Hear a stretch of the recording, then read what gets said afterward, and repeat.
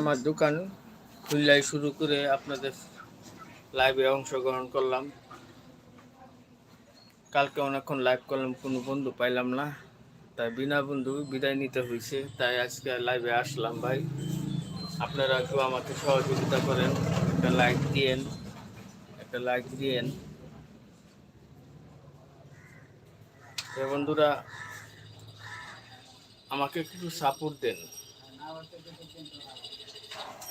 আমিও আপনাদের পাশে থাকবো, কথা দিলাম।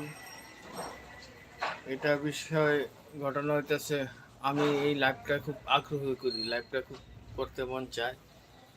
তো আপনারা যদি একটু সুযোগ করে দেন আমারে, তাহলে আপনারা পাশে থাকার জন্য, তো আশা করি আমি পাশে থাকতে পারবো।